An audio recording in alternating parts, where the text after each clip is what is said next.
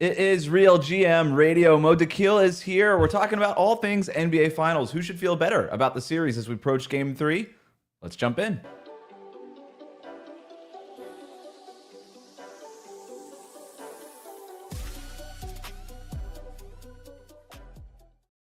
All right, welcome to Real GM Radio. I'm Wes Goldberg here with Dakhil, talking on Monday afternoon after Game 2 of the NBA Finals. The Thunder took it to even the series.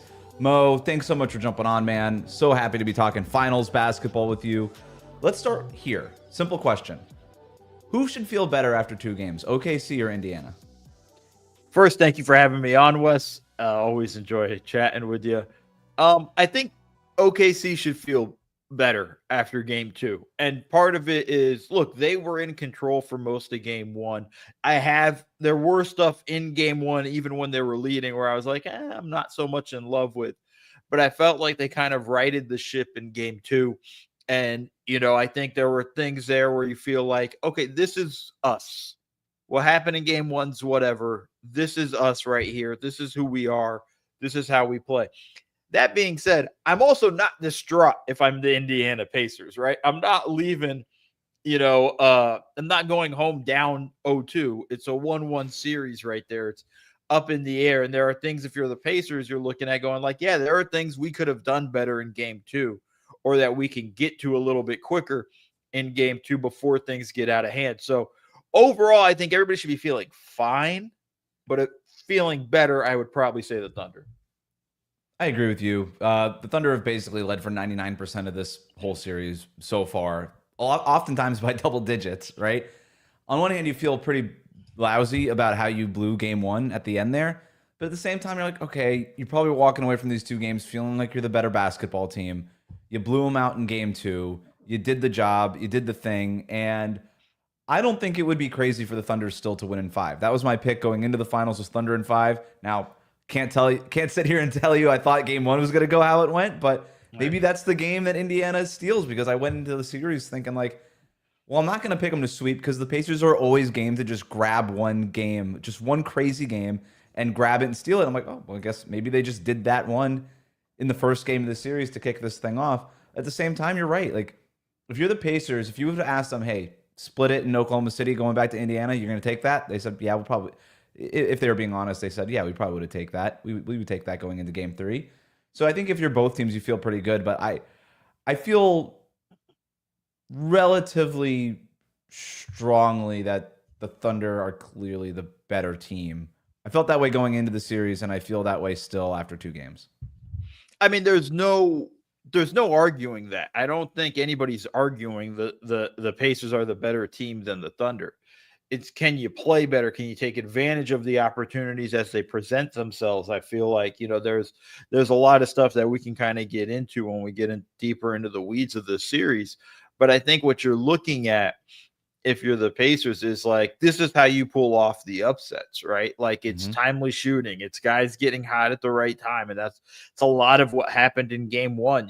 Their nerves settled down early on, and then they were able to get it going.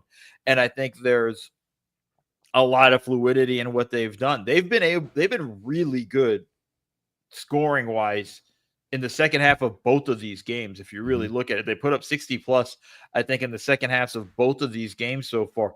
That's something you can look at when you're the Pacers, saying like, we're right there. We just got to figure out how to get going earlier and get us in attack mode earlier, so we don't dig ourselves such a deep hole. We're not going to keep coming back in every game in this series if we go down 15. I don't think it's out of the question, Wes, that the Thunder win this in 5. This would be like the Lakers Sixers series, the Bulls Lakers series in 91. Like, it's not out of the realm of possibility with that. That's how overwhelming the talent disparity is in Oklahoma City. They're just so deep. Their bench is so strong. And Shai's just unbelievable. But I still think, like, for me, I always felt like, and I still feel like, Indy's going to get one game at home.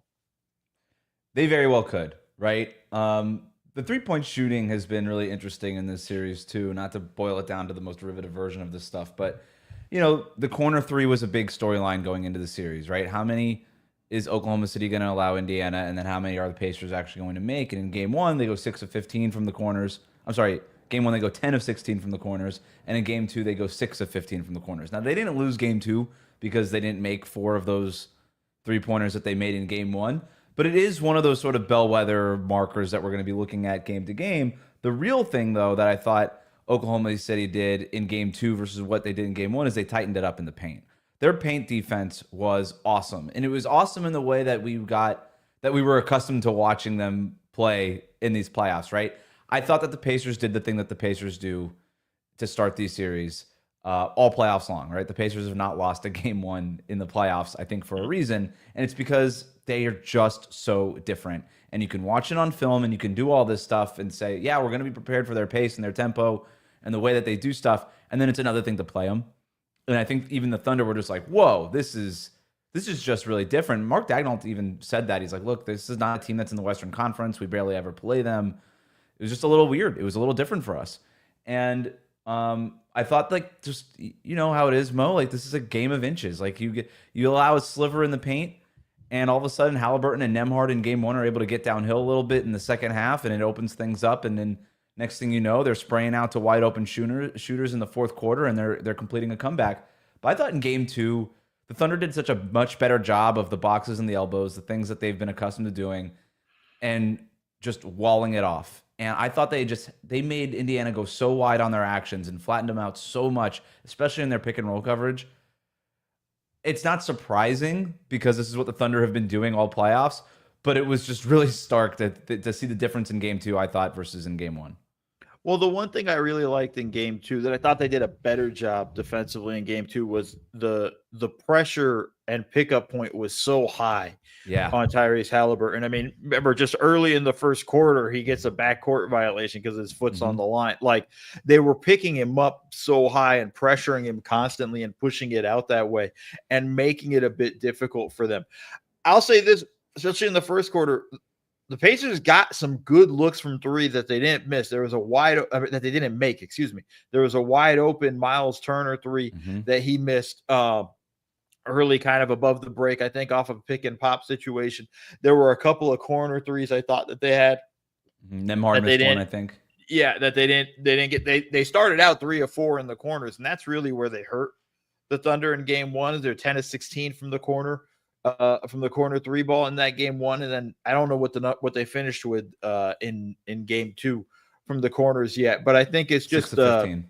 6 of 15. I mean, there you go. Like, that's the big difference right there, right? Like, being able to kind of take out those corners a little bit more and putting more pressure. I felt there was more urgency from the Thunder to close out on three than there was in Game 1. This is a team that defends the paint and will let you knock down three balls because they're confident you're not going to make enough. But you can't do that against the Pacers. You got to give tougher contests and so on. And I think they did a better job with that. You know, as they did a great job walling off the drives to the paints and limiting the paint touches. But I think beyond that, they did a better job closing out to the three-point line, making those harder shots, making those more contested threes than uncontested. Yeah, and then the difference at the rim, too, just walling off that paint. And then you look at Indiana's rim attempts, 21 in Game 2 versus 36 for the Thunder, right?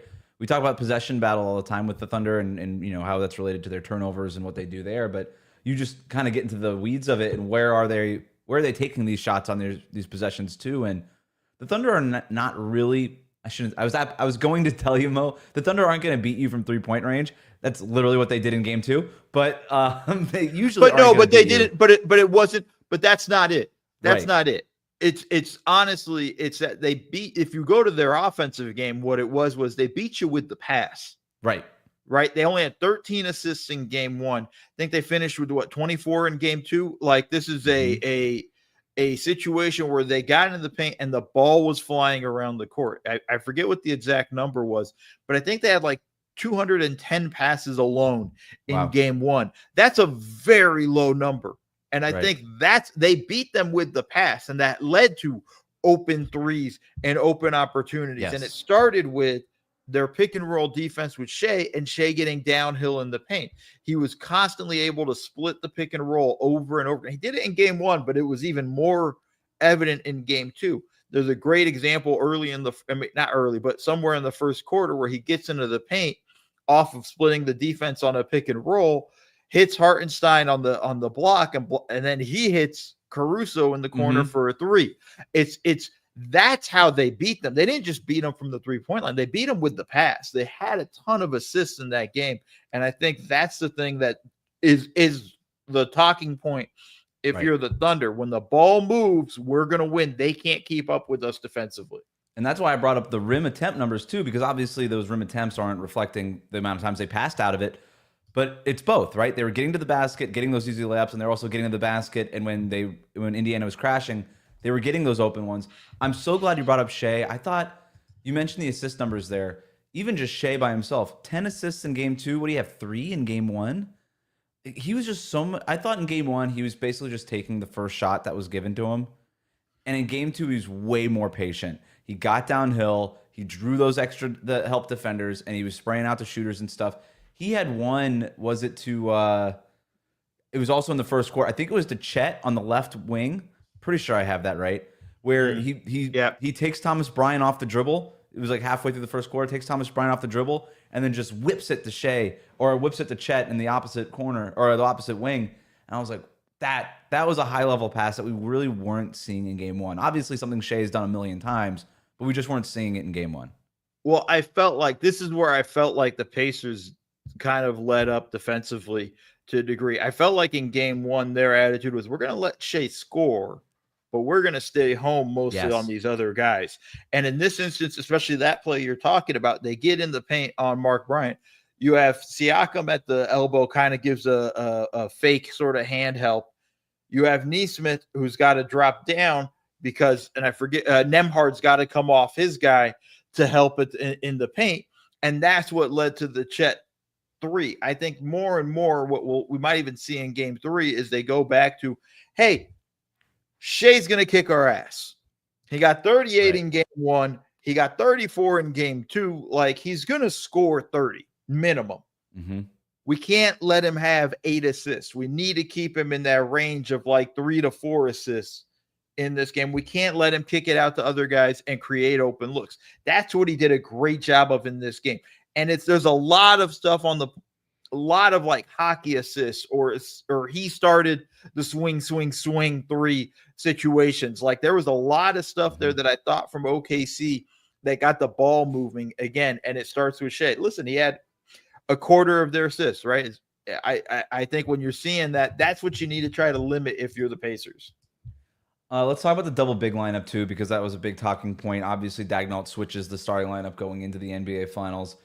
We didn't really see much of the double big lineup in game 1, if at all. And then we saw it in game 2 with Chet and Hartenstein on the court. They were a +4 in their minutes together, and he got to it really quickly, halfway through the first quarter. I don't know if that was an admission of guilt, Mo, but it kind of felt like it a little bit. And I made the argument, like, you can't switch the starting lineup after game 1 back to what you did. It's a little too shaky from your head coach, I think. But you can get to it sooner, and that's what they did. I think, listen, I hated it right off the bat. You hated the change. The change in game 1 right away. I thought that was a mistake. And I thought that was a product of overthinking, overanalyzing 8 days before your next game. You created in your mind a problem that wasn't really a problem. Got too cute. Not saying there are times where I thought, hey, like, they are going to have to play one big at moments and whatnot.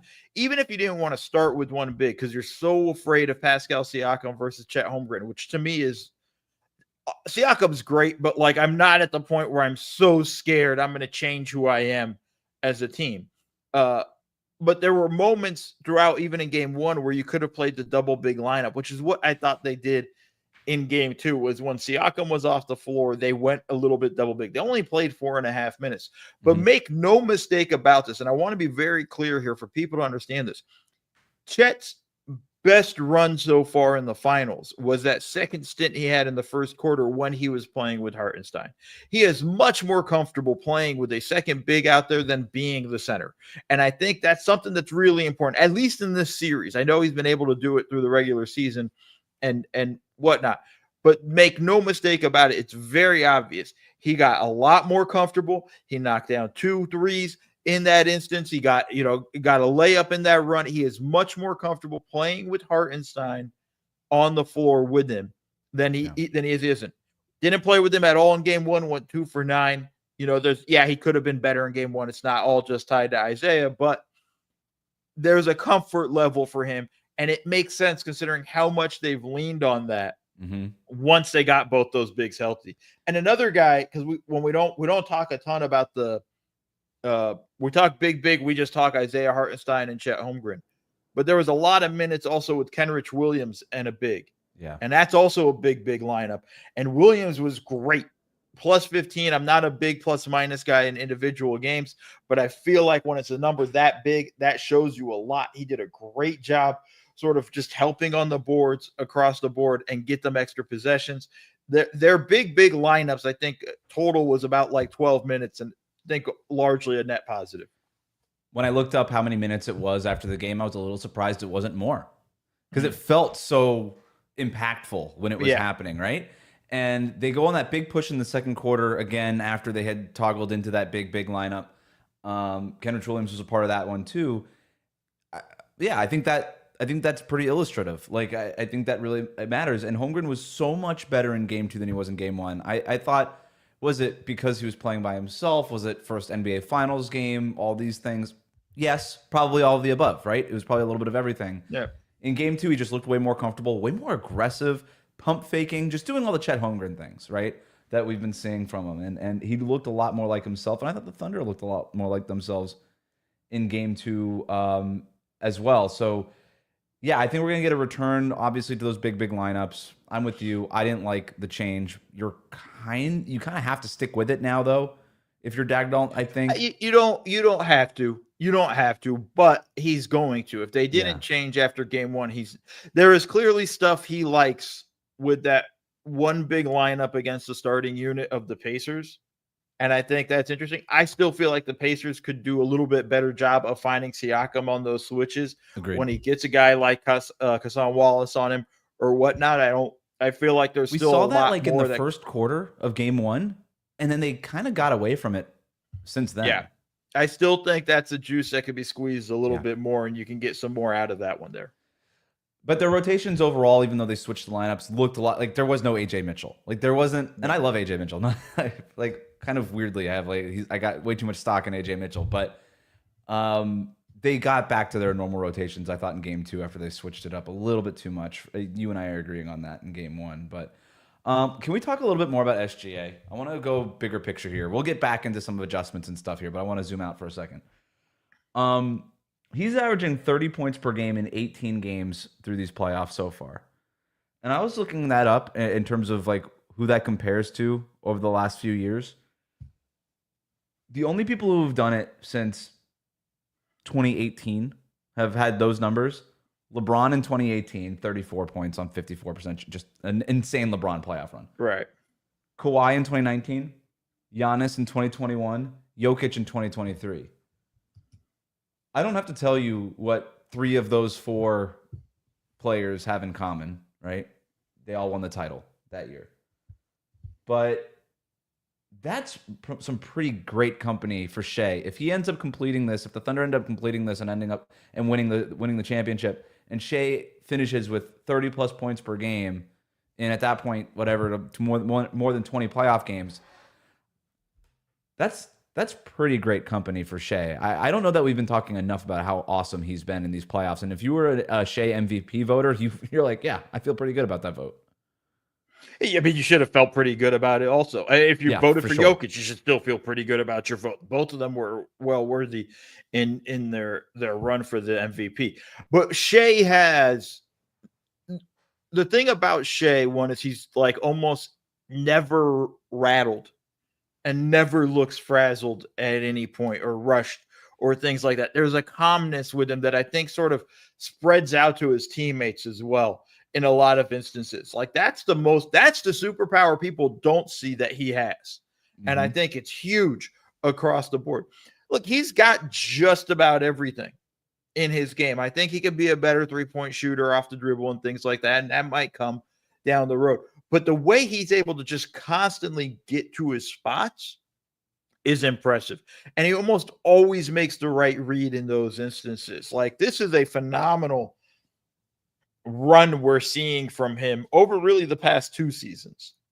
And I think what you're seeing it kind of culminate now of like he's reaching the peaks of where he's going to be as a player. And yeah, like it doesn't surprise me that he's in with those guys with those numbers. Like it's not shocking to me because he's that type of level player. This is, if somebody wants to dig, and God bless you if you do, on one of the Athletic podcasts with Dave Dufour and Seth Partnow, I was giving the Thunder a hard time for tanking at that point. And both those guys were like, hey, like, we don't think Shai's a guy you can build around. Like, no, Shai is definitely a guy you can build around. Now it's like, it's something where you felt this coming for a long time. People with the Clippers felt this coming, and thought he could be that kind of special player with that regards. I still think they made the right move in trading for Paul George. At the time, that was a move you had to make and all that blah, blah, blah, blah, blah stuff. And yeah, hindsight's 2020. But this felt like this could have been this kid. Whether he would have got there is a whole different story. He's gotten there now, so everybody looks really smart. Right. Who thought that? But it's, there's an element of like, this was there. You could kind of see the seeds in him and how good he could be. And so, like, to me, I'm not surprised by it. Like, this is just who he is as a ball player, and we've been seeing it come for a while. I'm glad you brought up that point with the Clippers too, because I remember talking. I was in LA. I was living in California at the time, as you know, and I was in LA at the time for, I guess this would have been preseason, Shai's rookie year, and I remember talking with a couple people from the Clippers while I was there, and they were like, "Hey, this Shai Gilgeous-Alexander kid is going to be a star." I'm like, "A star? Like the guy you just drafted at whatever 12, wherever he was picked." A star? That's pretty strong language. And they're like, yeah, he's gonna be a star. And I was like, okay. And I just walked away. I'm like, they're pretty high on the Shai Gilgeous-Alexander kid, and they're obvious. He was picked 11th. I had to look it up. They're really high on this guy, and I don't really know why, And they were right. They were right at the time. And they saw it coming, which makes you appreciate the level of decision, how hard that decision was to trade him for Paul George in the first place. It makes you really appreciate. It wasn't like he was a throw-in, like, oh, yeah, you can have our young guy in the picks. It was, we really have to do this to get Kawhi. Like, that was what it was. So, right. I don't know where I ultimately, I don't know when I had the aha moment for me personally with Shai. I even remember, I think it was last year, saying, hey, if that's the best year Shai ever has, that'll be pretty good. Where he finished whatever. Third. If this is his plateau, Wes, right, that's a pretty damn good ball player. What he finished like third in MVP or something? I was like, yeah, this might be the best Shai ever gets, and that's going to be just fine. And I think you could still. And there were even people in Oklahoma City saying, is Chet Holmgren eventually going to be the best player on the team and stuff like that? And he just took another level. He took another level, and it was specific to the playmaking. I think that's really where he took that next step. You mentioned the poise with him too, and I think that's the part that stands out to me about Shai so much is, or in this series, really, if you think about it, Haliburton has kind of the same thing. It's a little bit different in the way they carry themselves, obviously, but the Pacers never feel like they're out of it, right? And they have, the resume to prove it. But both of these point guards they're not traditional point guards in the sense that they're not like Isaiah Thomas, like, passing and doing that kind of thing, but they're traditional point guards in the sense that it feels like everything radiates from them for their teams, right? Like their teams take on their personality. I think that's really cool. That's a cool part about these finals.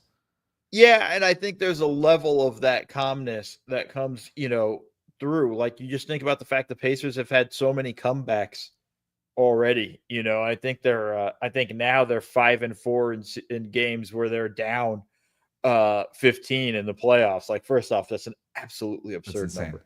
It's absolutely absurd. But like, that's the confidence thing that you're getting from him. There's a lot of people who don't like Haliburton, think he's a front runner because he only talks trash when he's up. Sure, that's fine, but there's a reason why. It's because he's getting up. He's going to get up. Like, he's also not down when they're getting killed, because there's a confidence level. We're just going to keep coming. We're going to keep coming. And we're going to keep coming. We saw that in game 1.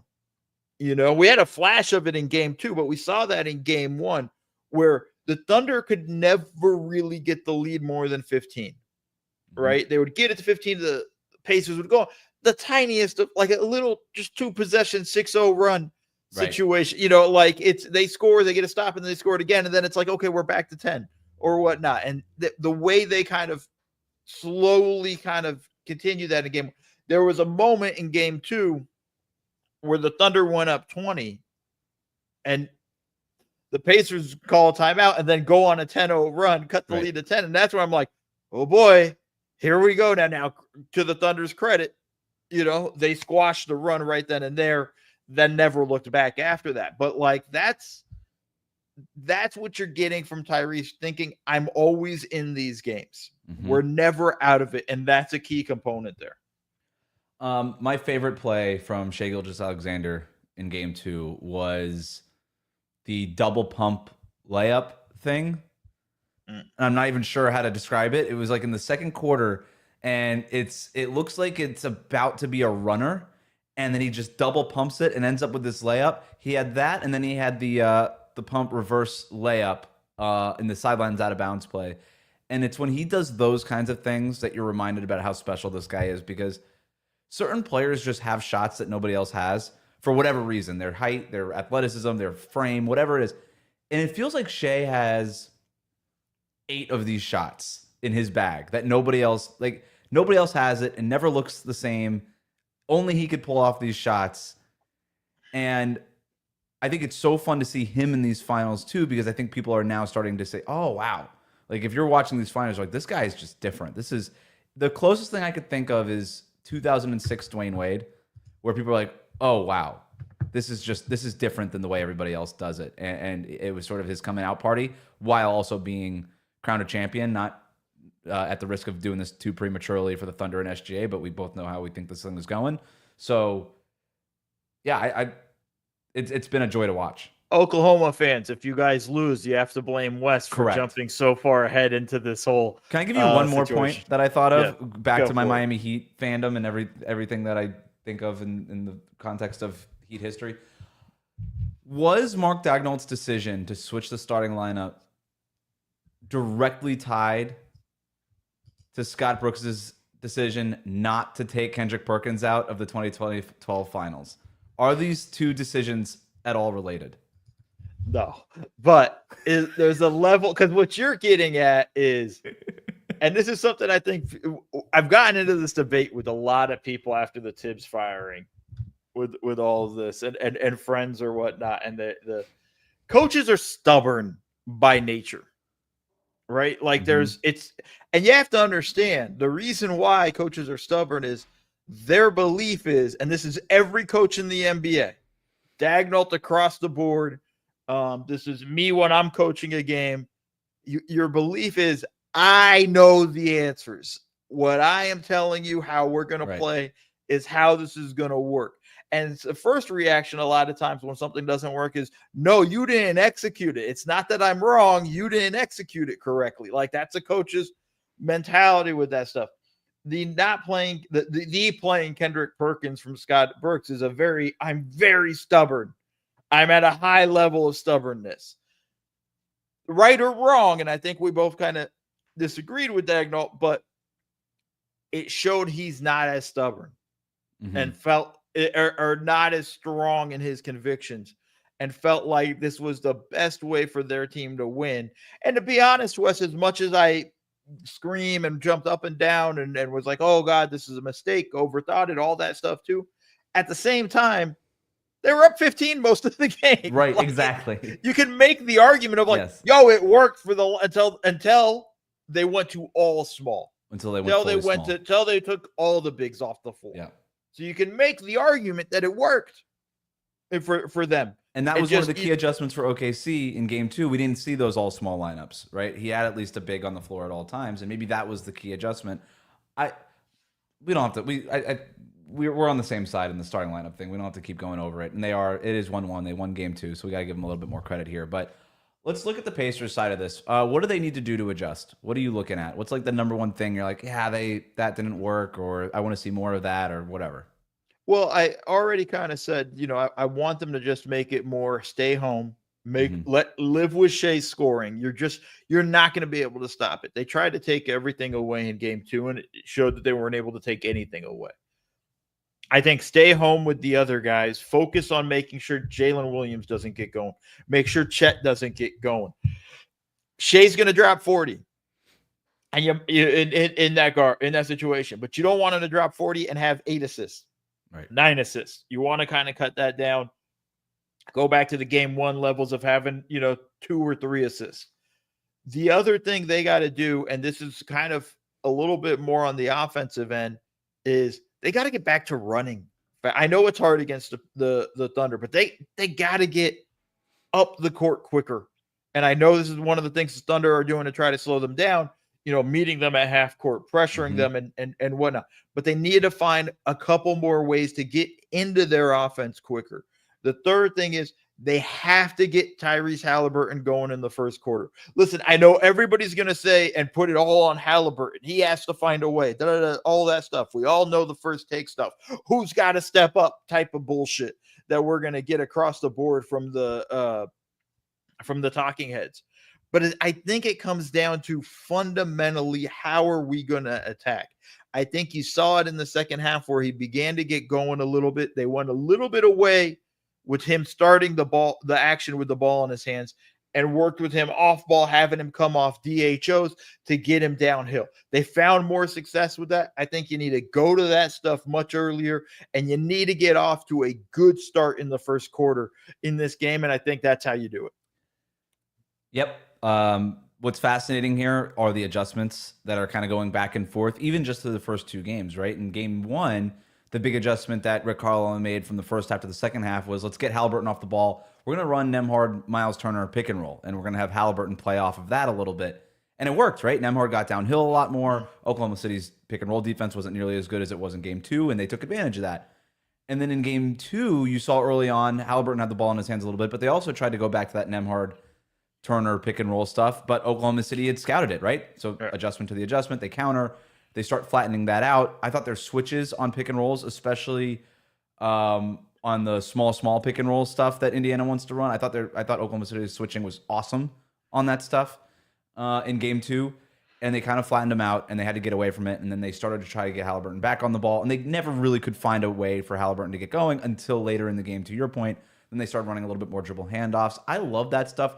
There was one play in the first half also where it was off a Thunder miss, and it was just a little hit-ahead pass and then a pitch back to Haliburton, and he got the ball going downhill, right side of the floor, easy score.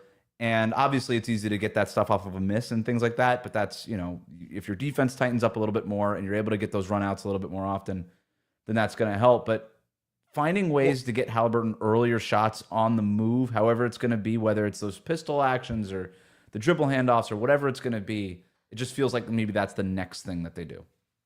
Yeah, and then one other thing I'd like to see them do is run a little more. They did a good job in game 1 making the Thunder defense have to decide, who are we guarding, where they got a lot of threes on the wings and the corners, because it put the Thunder big men into questioning, oh, am I rotating out to this or am I helping on a roll? Like, just get more actions maybe along the sidelines of like a double screen kind of towards the sideline, which will open up opportunities for some of these bigs to pop out and put the Thunder's defense into moments where they have to question and think, what are we going to do? Caitlin Cooper talked about it a ton leading up to the series, and I felt like they got away from that in game 2.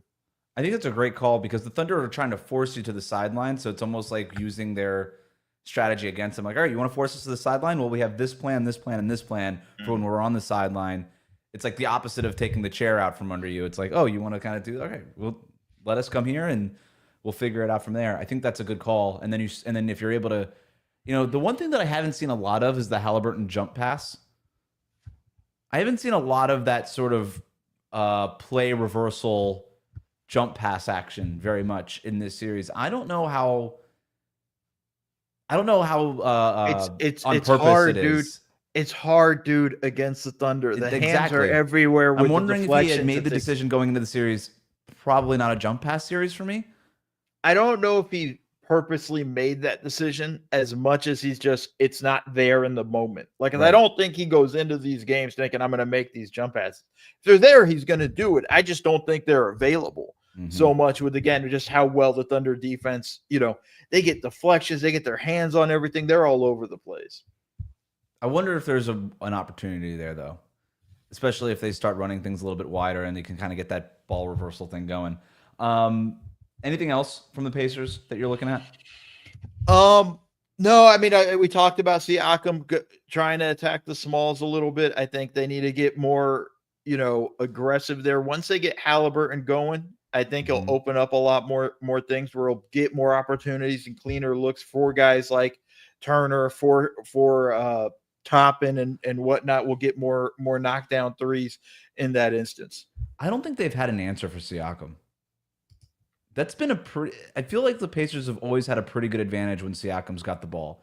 There's been a couple of post-ups where he's had it stripped away or something like that, but you live with that, I think, if you're Indiana, moreover. But it does feel like they can maybe hit that button a little bit more.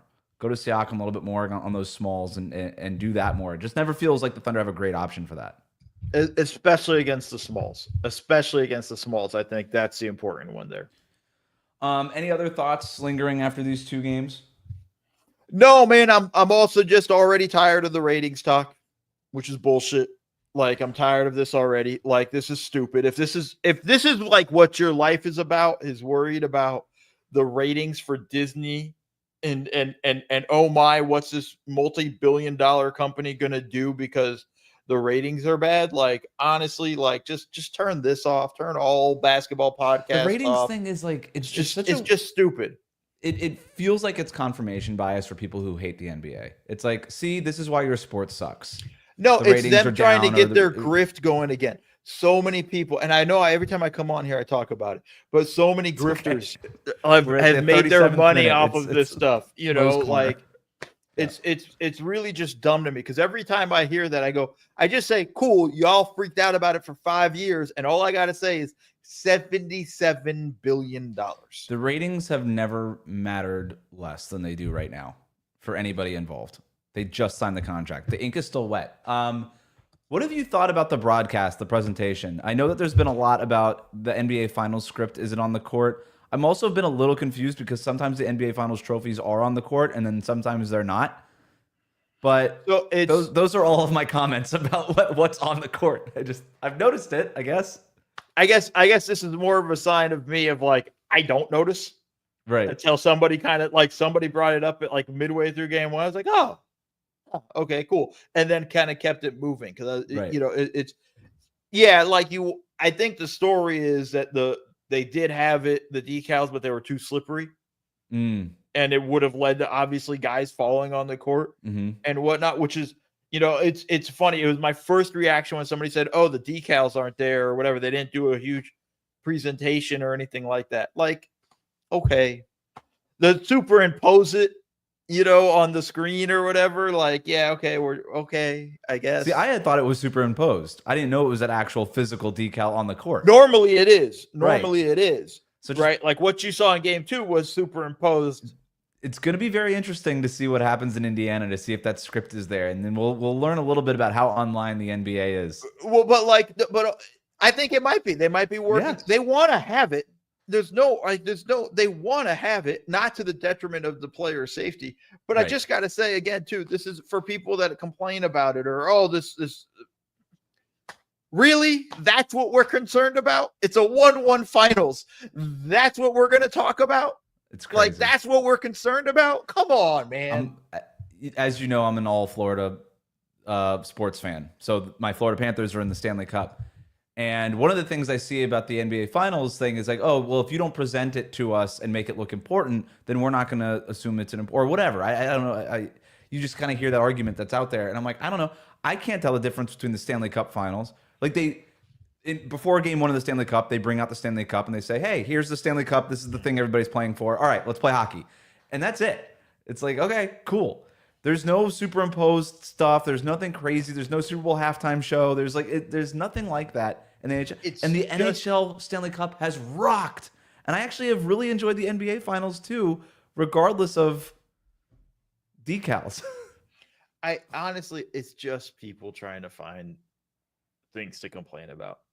Right. It's literally that. Yeah. And it's if it's that, like, if it's so important to you, I have to just question what is important to you in life.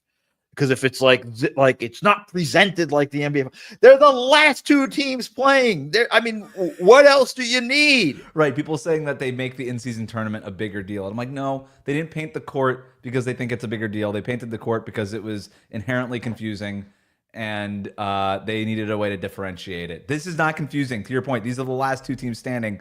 This is how championships work forever and always. This is just how it is. Last thing on the finals.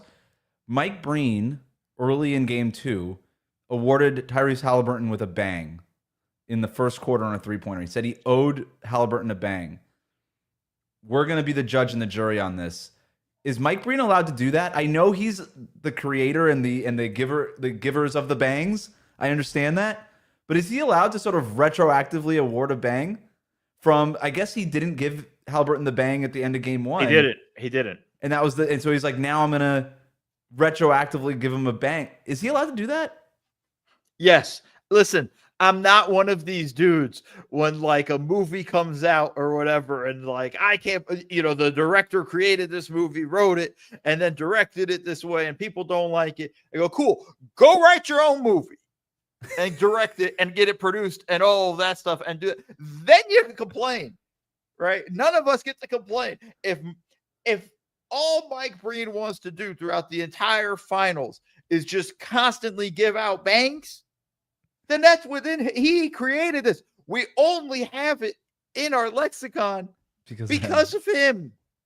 So yeah, if he felt like, yo, I screwed up and I owe a guy a bang and he wants to give it to him. I disagree. I don't think he's allowed to. I think it's become, he's created You it. don't get to make the rules, He's Wes. given it to us. It's for all of us now. It's public domain. To make the rules, Wes. Yeah, we could say it. It won't carry the same impact as him. We may not like when he says it. I'll tell you, it didn't carry the same impact in the first quarter in game 1 when Tyrese Haliburton just made a random three. That's perfectly fine. But he doesn't know if we're going to get another Tyrese Haliburton game winner. So he has to give it to him. I think once he missed the opportunity, it's like missing a shot. If Shai missed the shot at the end of game 1, doesn't mean that at the beginning of game 2 when he makes a shot, it counts for the end of game 1. Let Mike Breen do whatever the hell he wants, Wes. God damn it, man. I very much agree with that for the most part, except for the handing out of the bangs. That's fine. All right, I've got a couple more questions for you before we sign off here, Mo, if that's okay. I got it. Let's go. Off-season grab bag. Mm-hmm. Lightning round style. What's your favorite Kevin Durant destination? Depending on what they have to give up, probably San Antonio. I like it for San Antonio. I liked it even before the trade deadline when there was little rumors there. I like the idea of just going all in and being like, yeah, Victor Wembanyama's timetable and whatever. And I'm like, screw it all. The guy's awesome right now on a rookie scale contract. Go for it. Why not? But it depends if I wouldn't give up a ton for him.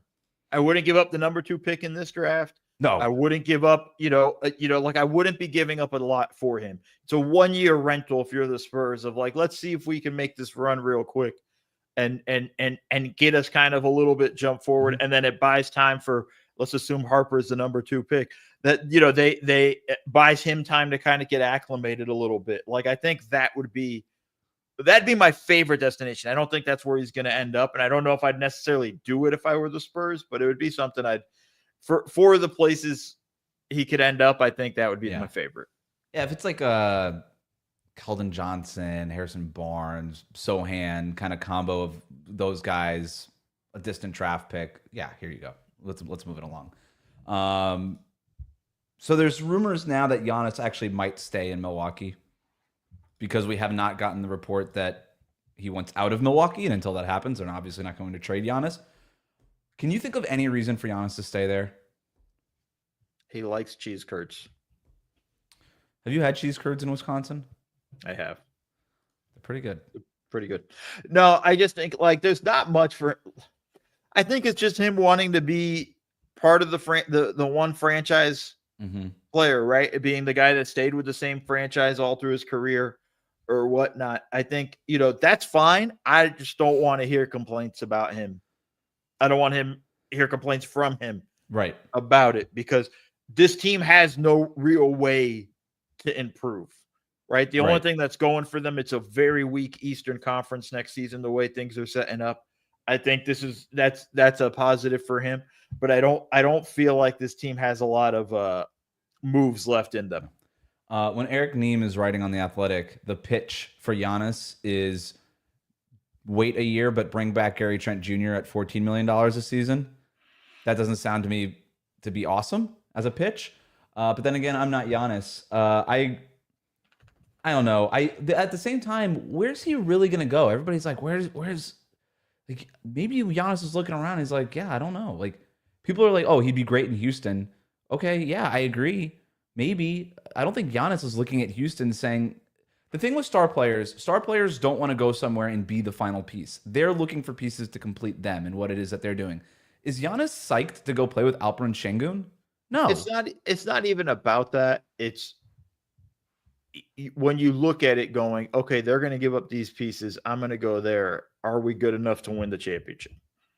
Right. And I don't know if Houston, with the pieces they have to give up, would be that. Right. And he's probably looking at it that way. And whether it's Houston, I don't even mean to just pick out, whatever, just name the team. It's whatever they're going to have to give up to get me. And if I'm not also going to get that superstar player that I want to play with, why am I going to go?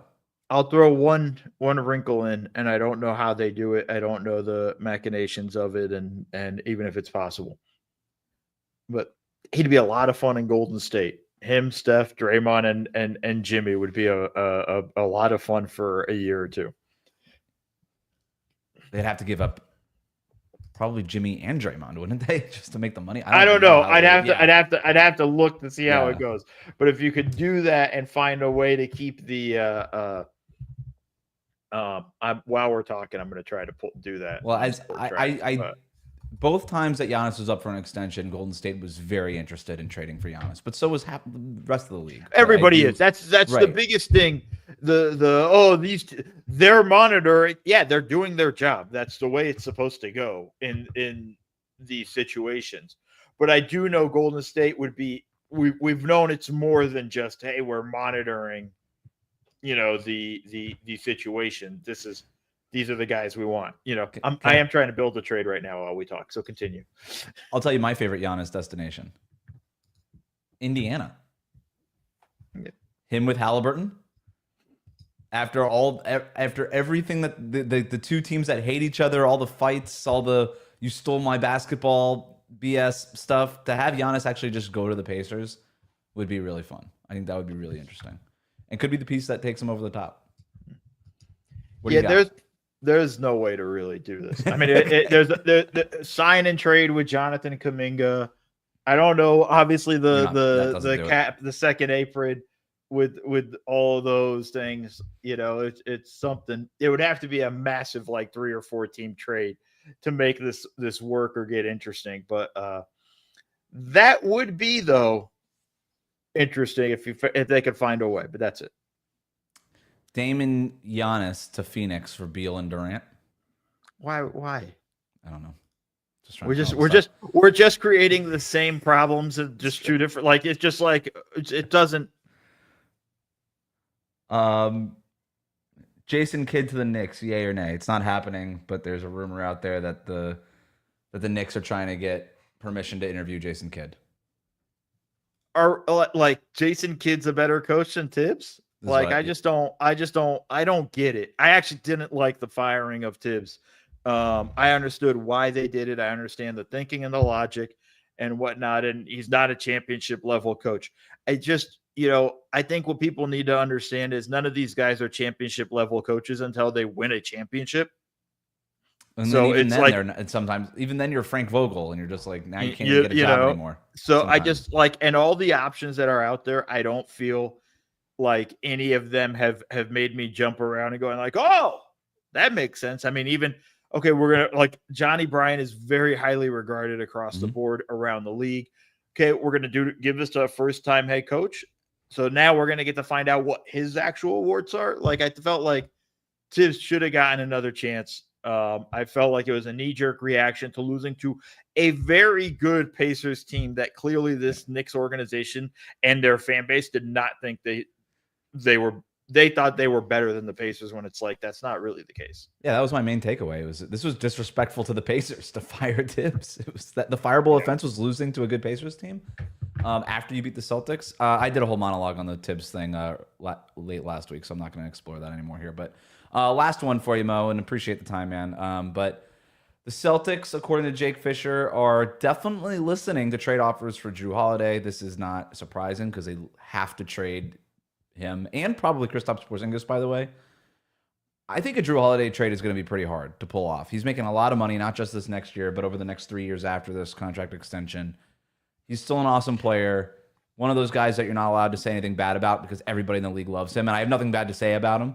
But also, I could tell you that it's a tough contract to trade. You do have something bad. I could see it in your eyes, Wes. You have something bad. Other than he plays for the Boston Let Celtics, it out. I've got nothing Let it bad. out. Let it out, Wes. You want to say? No, I hated. I really didn't like the contract extension when they signed him. Everyone's like, "Oh, it's such a great contract for Jrue Holiday." I'm like, "He's old. What are we doing here?" Anyway, now they're gonna have a really hard time to trade it.